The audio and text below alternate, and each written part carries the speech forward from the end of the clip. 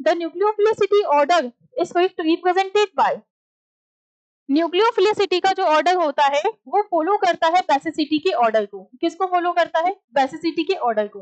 Maximum students ये गलती करते हैं कि जितनी ज्यादा विद इन ए पीरियड जितना ज्यादा इलेक्ट्रोनेगेटिविटी होता है उसका उतना ही ज्यादा न्यूक्लियोफिलिसिटी लगा देते हैं, लेकिन एक्चुअल में ऐसा नहीं होता।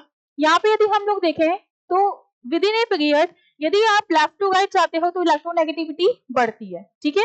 यदि हम इस तरह से जाएंगे CNOF, एक ही पीरियड में लेफ्ट टू राइट जाने पर इलेक्ट्रोनेगेटिविटी बढ़ेगी।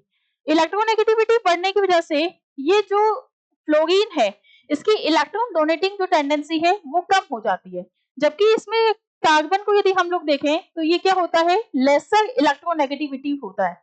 क्या होता है? Laser electronegative. लेसर इलेक्ट्रोनेगेटिव का मतलब ये होगा कि मोर इलेक्ट्रॉन डोनेटिंग है। क्या होता है? More electron donating.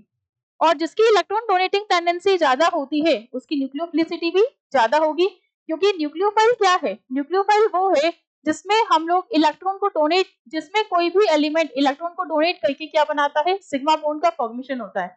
तो जो जितना ज्यादा इलेक्ट्रॉन डोनेट कर पाएगा उसकी इलेक्ट्रॉन डोनेटिंग टेंडेंसी भी उतनी ही ज्यादा होगी, और जितनी इलेक्ट्रॉन डोनेटिंग टेंडेंसी होती है उसका जो न्यूक्लियोफिलिसिटी होगी वो भी उतनी ही ज्यादा होगी।